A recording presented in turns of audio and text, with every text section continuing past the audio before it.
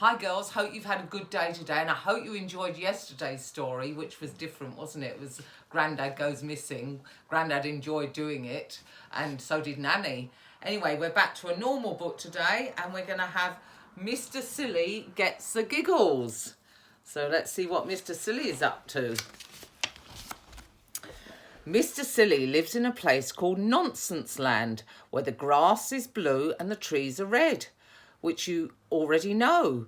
It is also a place where zebra crossings are spotty, which you probably did not know. In Nonsense Land, you post letters in telephone boxes and you make phone calls from letterboxes. How weird. And in Nonsense Land, the umbrellas all have holes in them so that you know when it has stopped raining, which is utter nonsense, but not if your name is Mr. Silly.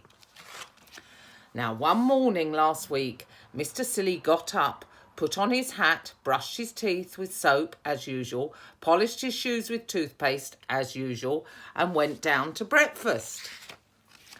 For breakfast, Mr. Silly had fried eggs and custard, as usual, and a cup of hot milky marmalade, as usual. Ugh. After breakfast, he went out into his garden. The day before, Mr. Silly had bought a tree, but as he looked at the tree, he realised he did not have a hole to plant it in. So he went to the hardware shop. "Good morning," said Mr. Silly. "I would like to buy a hole." "Sorry," said the sales assistant. "We're all out of holes. Sold the last one yesterday." "Bother," said Mr. Silly. He decided there was nothing for it but to go in search of a hole. He walked and he walked and he walked. Eventually, Mr. Silly stopped walking and looked down at his feet. "That's odd," he said. "This grass is green." "Of course it is," said a voice behind him. "Grass is always green." "Who are you?" asked Mr. Silly. "Little Miss Wise." "I'm Mr. Silly. Could you tell me where I am?" "You're in Sensible Land," said Miss Wise. Mr. Silly had walked so far that he had walked right out of Nonsense Land. "I'm looking for a hardware shop," said Mr. Silly. "Can you help?" "Certainly," said Miss Wise. "Follow me." As they walked along, Mr. Silly looked about him. He had never seen anywhere like it. The grass was green, the trees were green, even the hedges were green. They came to a zebra crossing. A stripy zebra crossing. Mr. Silly chuckled, and then he giggled, and then he laughed out loud. "Why are you laughing?" asked Miss Wise. "The zebra is stripy," laughed Mr. Silly. "What else would a zebra crossing be?" said Miss Wise. "Spotty, of course," said Mr. Silly, wiping the tears from his eyes.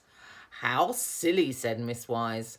They set off again, and the further they went, the more Mr. Silly laughed. He laughed when he saw someone posting a letter in a letterbox. He laughed when he saw someone using a phone in a telephone box. And he laughed when he saw an umbrella without any holes in it. Eventually, they came to Miss Bolt's hardware shop. "Good afternoon," said Mr. Silly. "I would like to buy a hole." "A hole?" questioned Miss Bolt. "Yes, big enough to plant a tree in," explained Mr. Silly.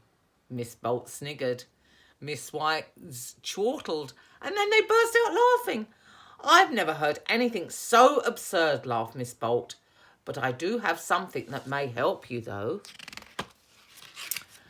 That evening, Mr. Silly invited his friend, Mr. Nonsense, for supper and told him all about his day in Sensible Land. Mr. Nonsense laughed so hard he fell off his chair. "And then," continued Mr. Silly, "Miss Bolt gave me a spade." "A spade? Why in the world would I want to buy a spade when all I wanted was a hole?" "That's ridiculous," laughed Mr. Nonsense. "What's for pudding?" "Spam roly-poly," answered Mr. Silly. "Oh, goody," said Mr. Nonsense. "My favourite." That was quite a funny story, wasn't it? It was all a bit different in Mr. Silly's land, but we know that zebra crossings are stripy, don't we? Or are they? Go and have a look. Bye.